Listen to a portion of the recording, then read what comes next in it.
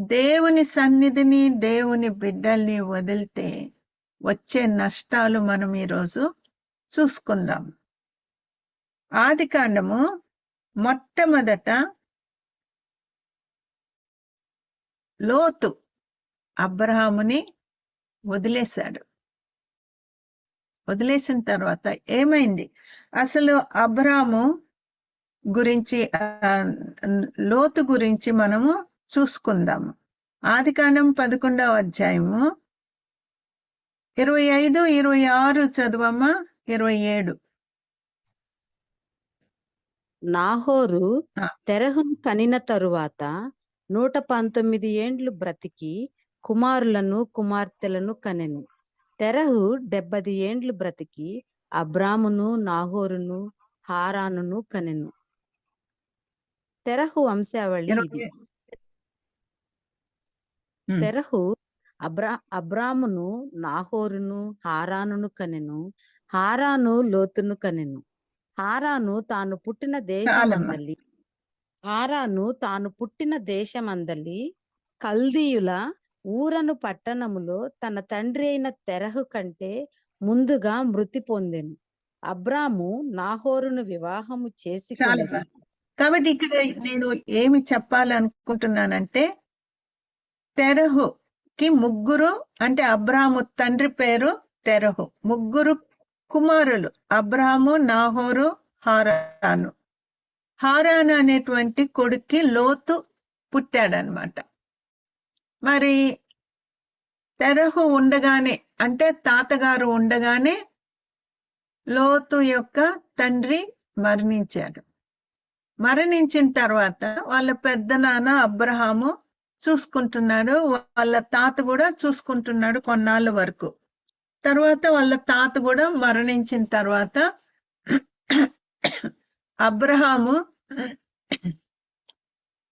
Abraham దగ్గరే ఉంటున్నాడు. మనందరికీ తెలుసు అబ్రహాము ఎవరో ఏమా, మనందరికీ తండ్రి తన్నే కదా. అన్యుల్లో ఉంటున్నగా దేవుడు అబ్రహామును పిలిచాడు. పిలువగానే వెంటనే లోబడిపోయాడు. అబ్రహాముని ఏమని చెప్పాడు? అబ్రహాముకి ఏమని చెప్పాడు? ఆదికాండం 12:2 వచనం చెప్పమ్మా, చదువమ్మా. నిన్ను గొప్ప జనముగా చేసి నిన్ను ఆశీర్వదించి నీ నామమును గొప్ప చేయుదును. నీవు ఆశీర్వాదముగా నుందువు.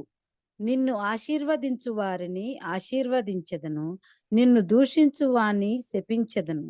భూమి యొక్క సమస్త వంశములు నీ యందు ఆశీర్వదించబడునని అబ్రాముతో అనగా, యెహోవా అతనితో చెప్పిన ప్రకారము అబ్రాము వెళ్ళెను. లోతు అతనితో కూడా వెళ్ళెను. అబ్రాము ఆరాను నుండి బయలుదేరినప్పుడు 75 ఏండ్లు ఈడుగలవాడు. కాబట్టి అబ్రామును దేవుడు ఆశీర్వదిస్తానని వాగ్దానం చేశాడు. అబ్రాము దగ్గర ఉన్న లోతు కూడా అదే రీతిగా ఆశీర్వాదాలు పొందుకుంటూ వచ్చాడు. అబ్రాముని దేవుడు ఏం చెప్పాడు? నువ్వు ఈ యొక్క దేశాన్ని వదిలేసే, అప్పుడు నిన్ను ఆశీర్వదిస్తాను అని దేవుడు చెప్పాడు. కాబట్టి వాళ్ళందరూ కలిసి వెళ్ళిపోతున్నారు. లోతు కూడా వెంబడిచ్చాడు అబ్రాముని. మరి అబ్రాము చాలా ఆస్తి కలిగినటువంటి వాడు. అదే రీతిగా లోతు కూడా ఆస్తి కలిగినటువంటి వాడు.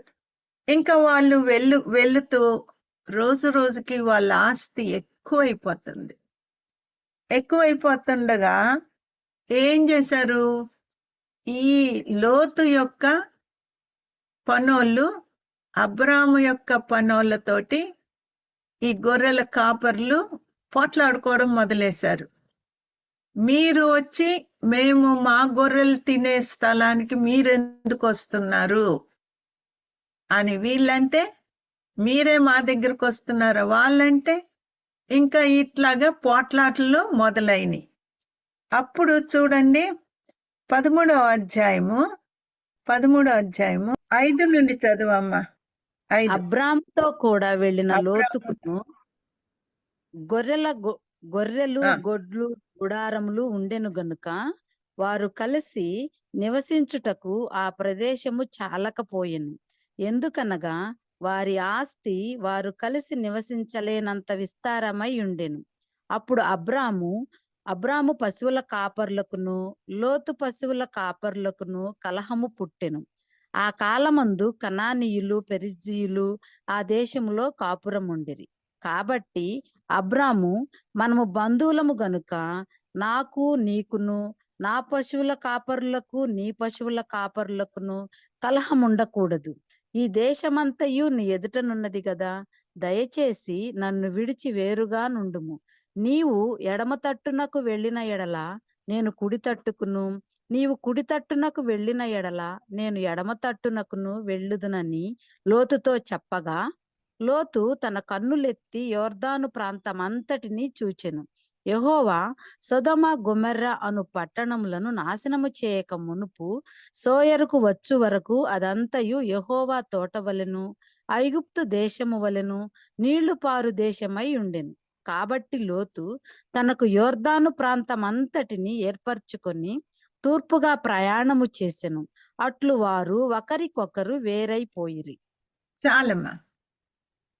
చూసారా, అబ్రాము చెప్పినప్పుడు, వద్దు పెద్దనాన్న, నేను నీతోనే ఉంటాను, నీతో ఉంటే నాకు ఎంతో ఆశీర్వాదము, ఏమన్నా గమనించుకున్నాడమ్మా? వెళ్ళిపోదాం అనుకున్నాడు. ఎక్కడికి వెళ్ళిపోదాం అనుకున్నాడు? సొదొమ గొమొర్ర. అప్పుడు వరకు ఎట్లా కనిపించిందంట? కంటికి ఒక యెహోవా తోటలాగా కనిపించిందంట. వెళ్ళిపోయాడు.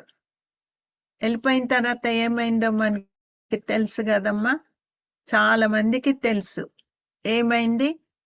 సొదొమ గొమొర్రాని దేవుడు భయంకరమైనటువంటి పాపముతోటి నింపబడి ఉన్నారు కాబట్టి ఆ సొదొమ గొమొర్రాని నేను కాల్చేస్తున్నానని మరి దేవుడు తన స్నేహితుడైన అబ్రాముతో చెప్పాడు. అప్పుడు అబ్రాము బేరమాడతాడు, ప్రభా 50 మంది ఉంటే నువ్వు కాల్చుకుని ఉంటావా? 40 మంది ఉంటే కాల్చుకుని ఉంటావా? 20 మంది ఉంటే కనీసం 10 మంది అయినా, అదంతా మనకి తెలుసు.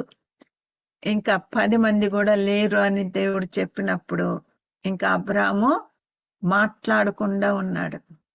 ఇంకా బేరమాడము మానేశాడు, బ్రతిమలాడము మానేశాడు. తర్వాత అయినా గాని లోతుని దేవుడు ప్రేమించబట్టి మరి ఇద్దరు దూతల్ని పంపించి లోతుతో పాటు ఎవరైనా వస్తే బయటికి, వాళ్ళని కూడా బయటికి తీసుకురండి, నేను ఆ యొక్క సొదొమ గొమొర్రాని నేను అగ్నితోటి గంధకంతోటి నేను కాల్చబోతున్నానని చెప్పినప్పుడు ఇద్దరు దూతలు, మరి అటొకరు ఈ చేత్తొకరు, ఎంతమందిని పట్టుకోగలరు ఇద్దరు దూతలు? 4 మాత్రము వచ్చారు. 4 వచ్చారు. లోతు భార్య, 2 కుమార్తెలు. ఆ దూతలు ఇద్దరిని 2 చేతులతో పట్టుకొని లాక్కొని వెళ్ళిపోతారు. టైం అయిపోయింది, వెళ్ళిపోవాలా, ఆకాశము తెరవబడుతుంది, అగ్ని కురుస్తుంది, పరిగెత్తండి అని అంత హడావిడి చేస్తుంటే లోతు భార్య, అయ్యో ఉన్న పాటనే నన్ను తెచ్చేస్తున్నారా, నా నగలేంటి, నా బట్టలేంటి, నా ఆస్తి ఏంటి అని ఒక్కసారి దేవుడు ఏ రీతిగా కాలుస్తున్నాడా అని చెప్పి వెనక్కి తిరిగి చూడొద్దంటే వెనక్కి తిరిగి చూసింది. మరి ఏమి చూసిందో తెలీదు, ఏమక్కడ జరుగుతుందో తెలీదు. వీళ్ళెవ్వరు వెనక్కి తిరిగి చూడలేదు. ఆ ఒక్కతే వెనక్కి తిరిగి చూసింది, అంతే, ఉప్పు స్తంభం అయిపోయింది. సరే, లోతు వెళ్ళిపోయాడు. వెళ్ళిపోయిన తర్వాత లోతు నమ్మకంగా ఉన్నాడమ్మా. ఏమైపోయింది? ఒక కూతురుతోటి తను తాగి, మరి కూతురే వెళ్ళి ఆయనతో పండుకున్నప్పుడు మరి ఒక కొడుకు పుట్టాడు, మోయాబీయులు. కాబట్టి ఆ రీతిగా లోతు నాశనం అయిపోయాడు.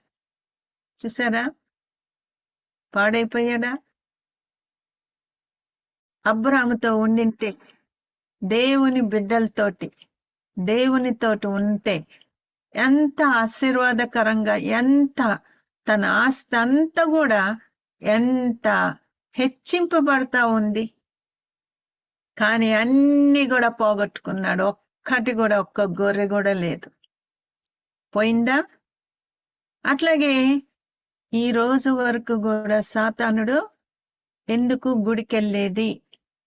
ఏదో ఒక వ్యతిరేకమైన తలంపు పెట్టేస్తాడు. చూడు, వాళ్ళు ఇట్లన్నారు, వీళ్ళు ఇట్లన్నారు. అక్కడ ఎవరు ఏమనలేదు అంటే అది వేరే సంగతి. ఎవరు ఏమనకపోయినా గాని అసలు ఒకలాంటి చిరాకు. ఆదివారం వచ్చిందంటే ఎలకుండా ఉండడము, సాకులు చెప్పడము, వదిలేస్తానండము, చెప్పా చేయకుండా వదిలేసి వెళ్ళిపోవడం. చూసారా? కాబట్టి మనం ఎప్పుడు కూడా దేవుణ్ణి అడగాల. లోతు అట్లా ఏమి కాకుండా నేను ఇంత ధనవంతుడినయ్యాను కదా, ఇంకా నా అంతటా నేను జీవించగలను అనుకున్నాడు. గాని విశ్వాసానికి కర్త అయినటువంటి ఆ యొక్క అబ్రాహాముని వదిలిపెట్టిన తర్వాత తన జీవితము ఏ రీతిగా అయిపోయిందో చూడండి అమ్మా. ఇంకొకరు మనం పోయినసారి కూడా చూసుకున్నాము, యోనాతాను, దావీదు ఎంతో ధైర్యము చేసి, సౌలు కుమారుడు యోనాతాను అంటే రాజు, సౌలు రాజు తర్వాత నెక్స్ట్ ఎవరవుతారంటే యోనాతాను రాజు అవ్వాల. కానీ వాళ్ళకు ఒక ప్రాబ్లం వచ్చింది. ఫిలిస్టీయులు వచ్చి ఇశ్రాయేలీలతో పోరాడడానికి యుద్ధానికి కూర్చున్నారు. అప్పుడు వాళ్ళల్లో గొలియాతు ఎంత ఎత్తు, వాడు మరి ఒళ్ళంతా కప్పేసుకున్నాడు, ఇనుముతోటి మరి అంత కప్పేసుకున్నాడు, అంతెత్తుకున్నాడు. ఆ యుద్ధానికి అందరు ఎందుకు చచ్చిపోవాలా?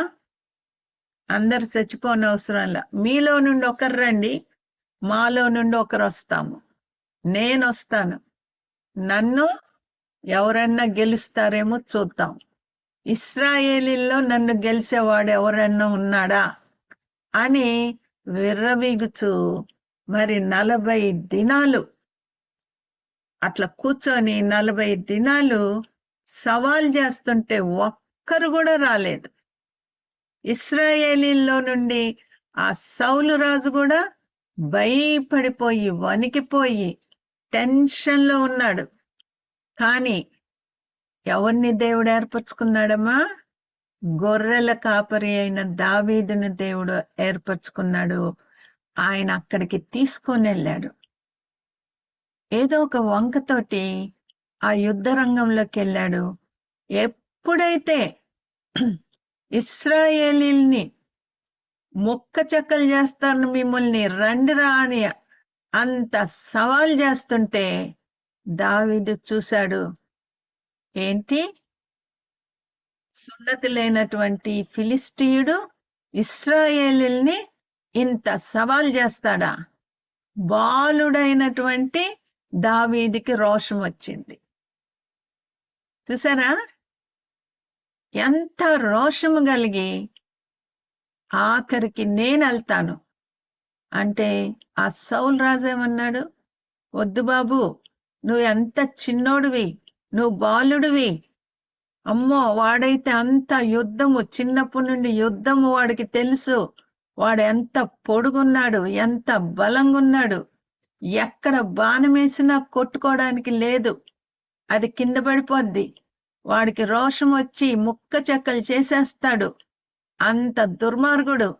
నువ్వెళ్తానంటున్నావా అని దావీదునంటే, దావీదు, నేను వెళ్తాను, నా బలము చేత కాదు, నేను వెళ్తాను, మన దేవుడు, ఇశ్రాయేల్లో జీవం గల దేవుడు ఉన్నాడు, ఆయన మనకి సహాయం చేస్తాడు అని సౌలుకి చెప్పడం మొదలేశాడు. సౌలు భయపడిపోయి, సౌలు రాజు భయపడిపోయి, నా కవచం అంతా వేసుకో అని ఆ ఇనుము ఎక్కడ దెబ్బ తగలకుండా మొత్తం కప్పేశాడు దావీదుని. ఒక్క అడుగేయలేకపోయాడు. బరువు, ఇంకా ఏం పరిగెత్తగలడు? అవన్నీ తీసి పడేసి, రాజా వద్దు, నేను వెళ్తాను, నన్ను నమ్మండి అని చెప్తే సౌలు రాజుకి ఆశ్చర్యం వేసింది. ఇంత చిన్న బాలుడు ఎట్లా వెళ్తానంటున్నాడు? దావీదుకి ఎట్లా వచ్చిందమ్మా ఆ విశ్వాసము? ఏమా, ఒంటరిగా ఉన్నప్పుడు ఎప్పుడు దేవుణ్ణి స్తుతిస్తూ, ఆ గొర్రెల కాపరి కదా, గొర్రెల్ని తీసుకొని వెళ్ళిపోయి కొండల్లోకి, మరి ఎక్కడెక్కడికి వెళ్ళిపోయి నిశ్శబ్దంగా ఉంటది అక్కడ. గొర్రెల్ని వదిలేసి తను మాత్రము ఎంతో దేవుణ్ణి మరి ఆరాధించుతూ, ఎప్పుడు స్తుతించుతూ ఎంత బలాన్ని సంపాదించుకున్నాడు. ఏమా, కాబట్టి ఎంత ధైర్యముగా ఏమన్నాడు?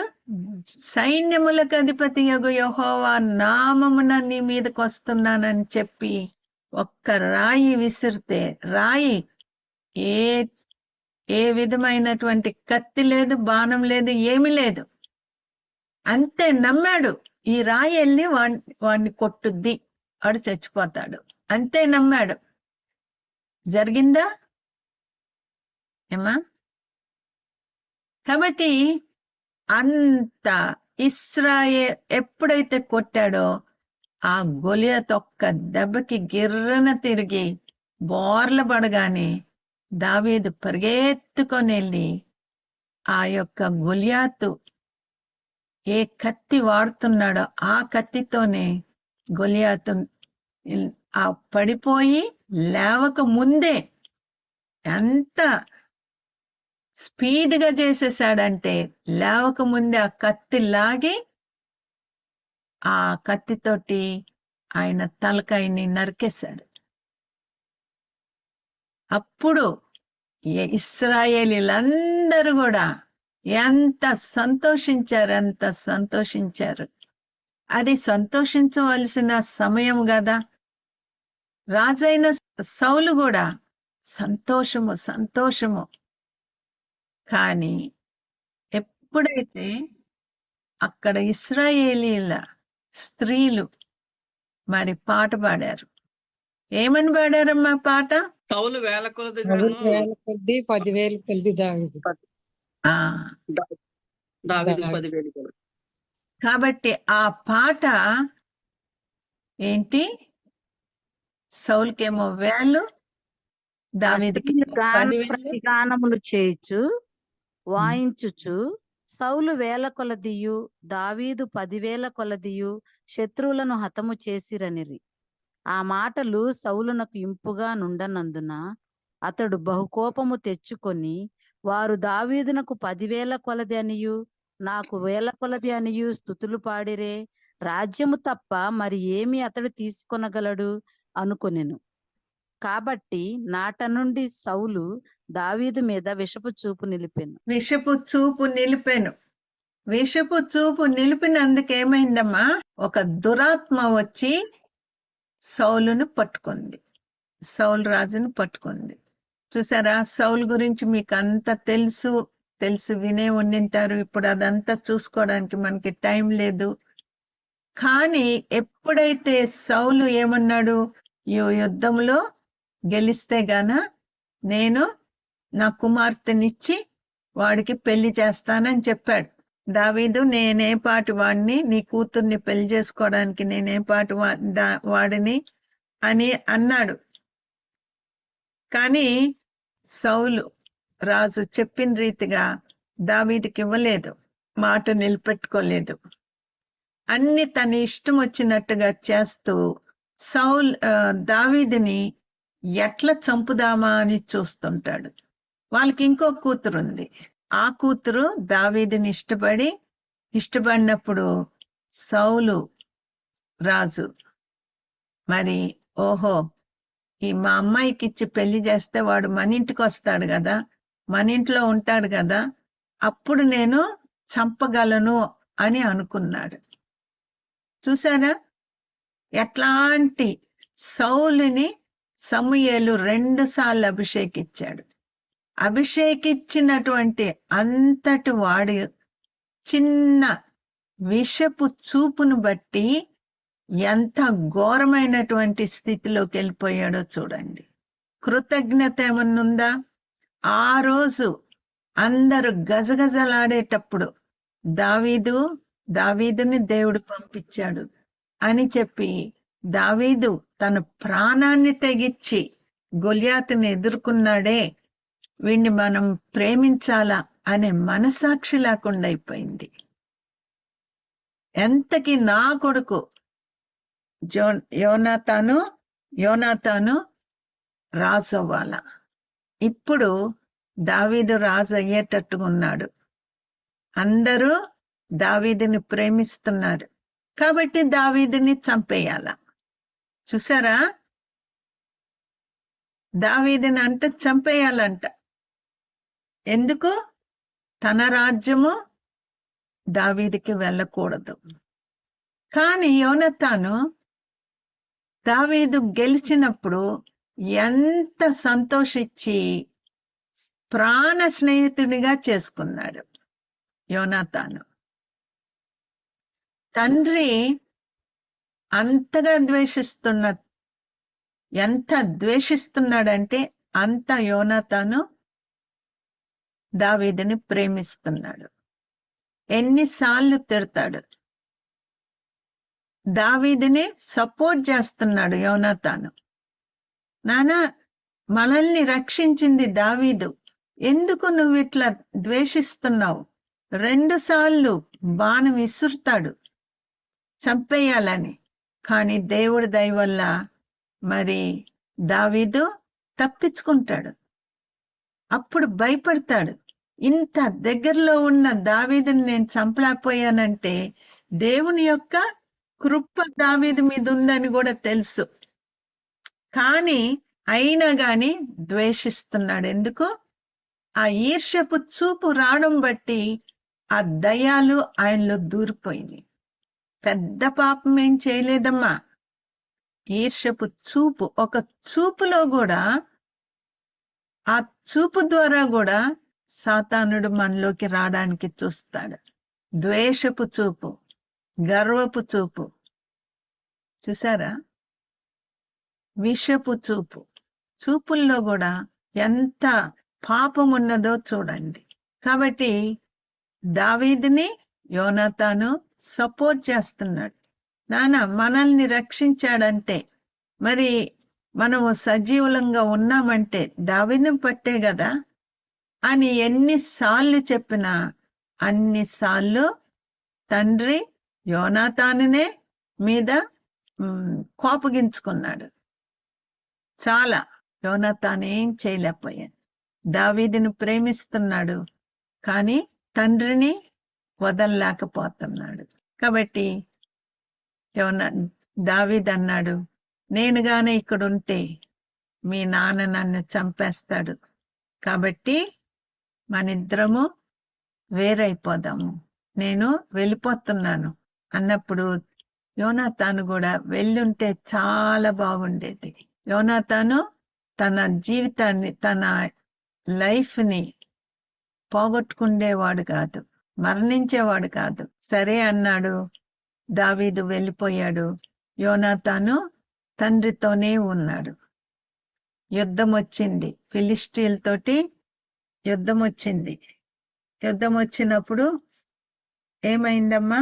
యుద్ధంలో సౌలుని చంపేశారు, యోనాతాన్ని చంపేశారు, వాళ్ళకి ఇంకా 2 తమ్ముళ్ళను కూడా చంపేశారు. మొదటి సమూయేలు 31 అధ్యాయము మొదటి నుండి చదవమ్మా. ఇలాగున అంతలో ఫిలిస్తీయులు ఇజ్రాయేలీలతో యుద్ధము చేయగా ఇజ్రాయేలీలు ఫిలిస్తీయుల ఎదుట నుండి పారిపోయిరి. గిల్బోవా పర్వతము వరకు ఫిలిస్తీయులు వారిని హతము చేయుచు సౌలును అతని కుమారులను తరుముచు యోనాతాను, అబీనాదాబు, మెల్కీషువ అను సౌలు యొక్క కుమారులను హతము చేసిరి. యుద్ధములో సౌలు ఓడిపోవచుండగా అతడు అంబులు వేయు వారి కంటబడి వారి చేత బహు గాయముల నొందెను.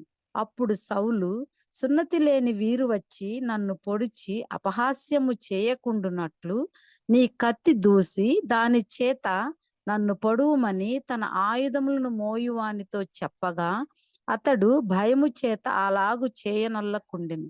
గనుక సౌలు తన కత్తి పట్టుకొని దాని మీద పడెను.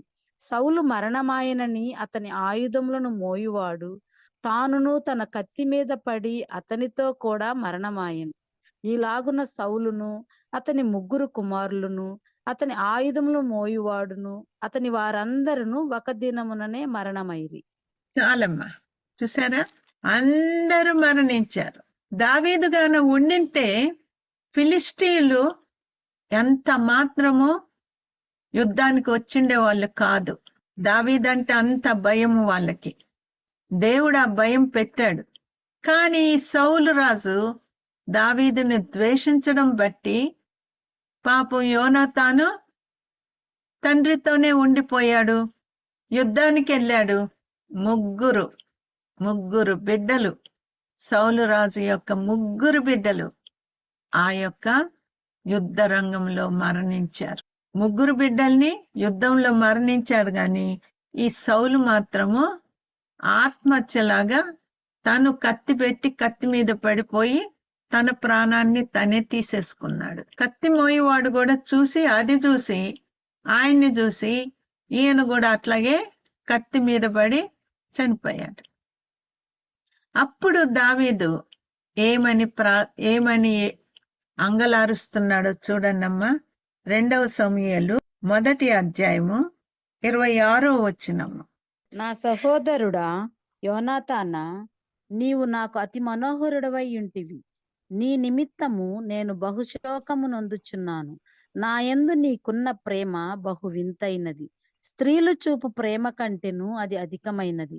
అయ్యయ్యో, బలాఢ్యులు పడిపోయిరి, యుద్ధ సన్నద్ధులు నశించిపోయిరి. చాలమ్మా. దావీదు ఎక్కడ ఈ యోనాతాను నాతోటి రాలేదు కాబట్టి చచ్చిపోయాడని అక్కడని అనుకున్నాడా? మంచి పని అయిందని అనుకున్నాడా? కాదు. ఎంతో దుఃఖపడి చెప్తున్నాడు, స్త్రీలు చూపు ప్రేమ కంటేను అది అధికమైన ప్రేమంట. ఎట్లా యోనాతాను ఎంత ప్రేమించాడు, కానీ నిలబడలేకపోయాడు. లాస్ట్కి తండ్రిని మరి వదల్లేక అభిషేకించబడినటువంటి దావీదును వదిలేసి మరి తండ్రి మీద వచ్చిన శాపము బిడ్డల మీద కూడా వచ్చి బిడ్డలు కూడా మరణించవలసి వచ్చింది. దేవుని బిడ్డల్ని వదిలితే ఏమవుతుంది? దేవుణ్ణి వదిలితే ఏమవుతుంది? అంతమంది అనుకుంటారు, ఎందుకు వచ్చిన గొడవ, నేను ప్రార్థన చేయను, వాక్యం చదవను, ఎంత చేసినా నాకు జవాబు రావడం లేదు. కొంతమందిలో ఎట్లాంటి చీకటి అంటే ప్రార్థన బైబిల్ చదివితేనంట వాళ్ళకి ఆ రోజు ఏదో ఒక కీడు జరుగుద్దంట. ఇంకా ఏం చెప్తారమ్మా అట్లాంటి వాళ్ళని? జీవము గల మాటలు చెప్పే గ్రంథం చదివితే నీకు అచ్చి రావడం లేదంట, ఏదో ఒక నష్టం వస్తుందంట. గుడికెళ్ళినా ప్రార్థన చేసినా ఎంత చీకటి నీలో ఉంటే అట్లా ఆ చీకటి నీ మీద పనిచేసి నిన్ను దేవుడికి దూరంగా ఉంచుతుంది. అర్థమవుతుందమ్మా? ఎంతమంది ఇట్లా చెప్తున్నారు, మేము ప్రార్థన చేసుకోము, ఏదో ఒకటి మాకు అపాయం వస్తుంది అని చెప్తున్నారు. దేనికి? ఏమా, నీకు యేసయ్య విలువ నీకు తెలీదు. బాగా లోకాన్ని ప్రేమిస్తూ పాపాన్ని ప్రేమిస్తూ నువ్వు ఉన్నప్పుడు మరి పాపము వాక్యము దగ్గర నుండన్నా దూరపరుస్తుంది, లేకపోతే వాక్యము పాపాన్ని దూరపరుస్తుంది. ఆలోచించండి. కొంచెము సంఘంలో ఏమన్నా రాగానే నేను వెళ్ళను, వాళ్ళు నన్ను తిట్టారు, గద్దిచ్చారు, అసలు అక్కడ ఏమీ లేదు. ఏదో ఒక ఏంటంటే నిన్ను వేరుపరిచి దెబ్బ కొట్టడానికి చూస్తున్నాడు సాతానుడు. జాగ్రత్తగా ఉండాలమ్మా. నీ స్వభావం ఏంటి ప్రవ్వా? నేను నీ దృష్టికి ఎట్లున్నాను ప్రవ్వా అని ప్రార్థన చేసుకోవాలా. అంతేగాని నేను వెళ్ళిపోతానని వేరే చోటుకి వెళ్ళిపోయి అక్కడ కూడా నీకు నచ్చకుండా ఇంకో చోటుకి వెళ్ళి ఇంకిట్లాగే తిరుగుతూ ఉంటావు. ఎక్కడ స్థిరంగా నువ్వు ఉండవు. దేవుని బిడ్డల్ని ఎన్నడూ కూడా దేవుడి సన్నిధిలో నుండి, దేవుడి బిడ్డల దగ్గర నుండి దూరం అయిపోకూడదు. జాగ్రత్తగా ఉండాల. ఆఖరికి యూదా ఇస్కరియోతు చూసారా, ఇది మరీ భయంకరము. యూదా ఇస్కరియోతు దేవుడు ఎంత ప్రేమించాడంటే తన శిష్యుల్లో ఒకనిగా దేవుడు ఏర్పరచుకున్నాడు. నిలుపుకున్నాడమ్మా, నిలుపుకున్నాడా? చూడండి, మత్తయి సువార్త 10వ అధ్యాయము 1వ వచనం చదువమ్మా. ఆయన తన 12 మంది శిష్యులను పిలిచి అపవిత్రాత్మలను వెళ్ళగొట్టుటకును ప్రతి విధమైన రోగమును ప్రతి విధమైన వ్యాధిని స్వస్థపరచుటకును వారికి అధికారం ఇచ్చెను. ఆ 12 చాలమ్మా. 12 మంది శిష్యులు అంటే యూదా ఉన్నాడా లేదా? యూదాకి కూడా అధికారం ఇచ్చాడంట. 12 మంది శిష్యులకి వాళ్ళల్లో కూడా యూదా ఉన్నాడు. యూదాకి ఎంత కృపనిచ్చాడు. కానీ నిలబెట్టుకున్నాడా? నిలబెట్టుకోలేదు. ఇంకా మార్కు సువార్త 6వ అధ్యాయము 13వ వచనం చదువమ్మా. అనేక దయ్యములు వెళ్ళగొట్టుచు నూనె రాసి అనేకులకు రోగులను స్వస్థపరచుచూ నుండిరి. ఈ రీతిగా చేశాడు. దేవుడు కృపనిచ్చాడు. ఎటువంటి పరిస్థితిలో ఉన్నా కానీ దేవుడు తన్ని మరి కనికరించాడు. ఏమన్నా మనసు మార్చుకున్నాడమ్మా? ఏమన్నా మనసు మారిందా? అస్సలు. డబ్బుని ఆశించాడు. డబ్బుని ఆశించి డబ్బుని దేవునిగా చేసుకున్నాడు. చేసుకొని ఆఖరికి ఏం చేశాడు? యేసయ్యని అప్పగించాడు.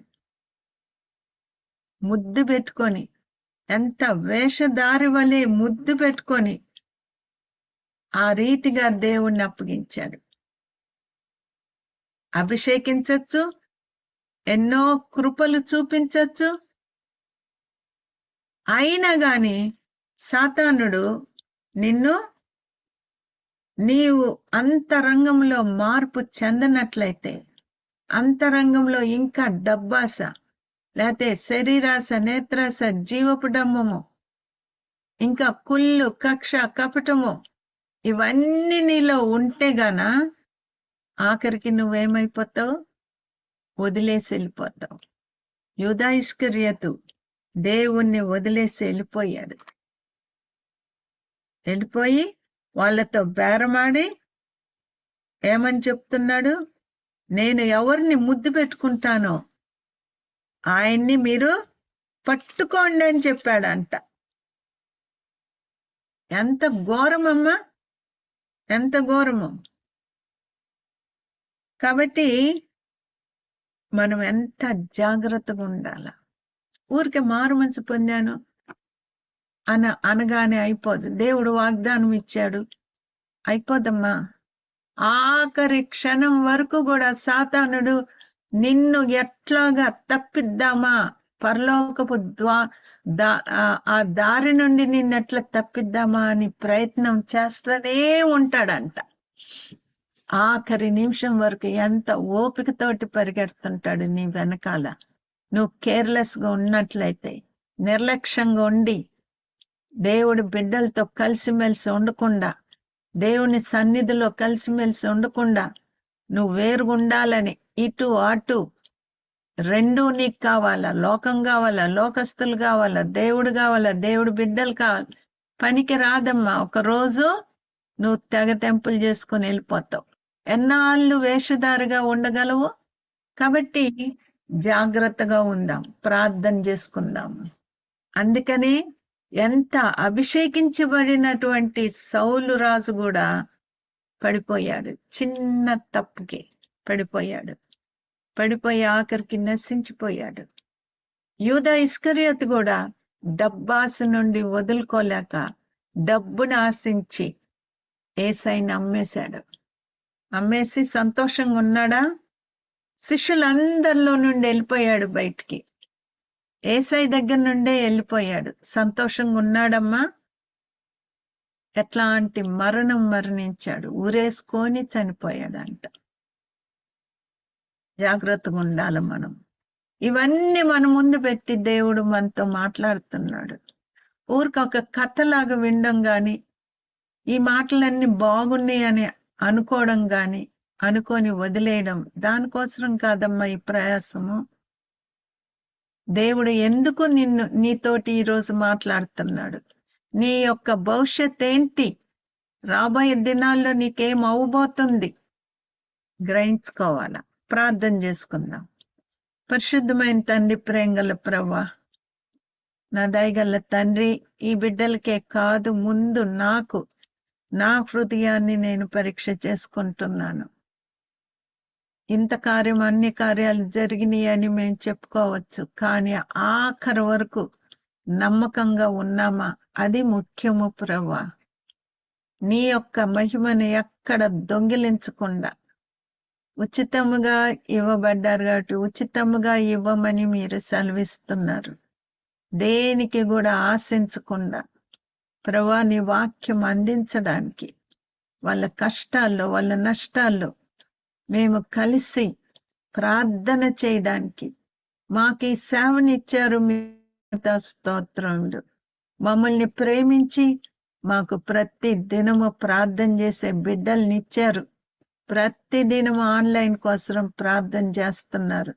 ఆన్లైన్లోకి వచ్చే వారి కొరకు, వాళ్ళ రిక్వెస్టుల కొరకు ఎంతో తండ్రి ప్రార్థించే బిడ్డల్ని మాకు ఇచ్చారు. మీకు స్తోత్రములు. నా దయగల్ల ప్రభువా, ఎత్తబడే గుంపులో మేమందరం ఉండాలని ఆశిస్తున్నాను. ఎవరు కూడా ఇంకా నిర్లక్ష్యంగా ఉండనీయద్దు. వినుట వలన వింటానే ఉంటారు గాని గ్రహించరు అని మీరు ఎన్నిసార్లు వాక్యం ద్వారా మీరు మాతో మాట్లాడుతున్నారు. ప్రభువా, గ్రహింపును దయచేయండి. ఆ కృపను మాకు ఇయ్యండి ప్రభువా. మా తప్పులు మేము కనుగొనేటువంటి కృప అది అవసరం తండ్రి, నాకు అవసరము, ఈ బిడ్డలందరికీ అవసరము. సహాయం దయచేయండి. ఇంకా రక్షణ లేకుండా ప్రభువా ఉన్న బిడ్డల్ని జ్ఞాపకం చేసుకోండి. అది ఎంత అపాయంలో ఉన్నారో వాళ్ళు గ్రహించుకోవడానికి సహాయం దయచేయండి. తల్లులైనటువంటి ఎటువంటి పరిస్థితులు ఏర్పరచబడతాయో తెలీదు. సాతానుడు ఏం చేయబోతున్నాడో తెలీదు తండ్రి. కాబట్టి రక్షించబడ్డానికి, రక్షణలోకి వచ్చుటకు సహాయమును దయచేయండి. అనారోగ్యంగా ఉన్న బిడ్డల్ని ప్రభువా మీ గాయబడిన హస్తంతోటి ముట్టి స్వస్థపరిచి నీ నామాన్ని మీరు మైపరుచుకోమని అడుగుతున్నాను. ఎంతమంది కట్లతోటి ప్రభువా చేతబడి కట్లతోటి ఇంకా మంత్రాలతోటి బంధింపబడ్డారు, వారికి విడుదలిచ్చేది నీ యొక్క శక్తి ప్రభువా, నీ నామము, నీ యొక్క రక్తము వలన బయటపడినట్లు కృప చూపించండి ప్రభువా. మంచానికి కట్టేస్తున్నాడు సాతానుడు, కాబట్టి అక్కడి నుండి లేచిపోయేటట్టుగా నీ నామాన్ని మీరు వాడుకోమని అడుగుతున్నాను. నా దయగల తండ్రి, నీ చిత్తమైతే మరొక సమయం మాకు దయచేయమని వచ్చిన ప్రతి బిడ్డని మీరు జ్ఞాపకం చేసుకోమని క్రీస్తు పుణ్యనామమున వేడుకొని ప్రార్థిస్తున్నాను తండ్రి. ఆమేన్.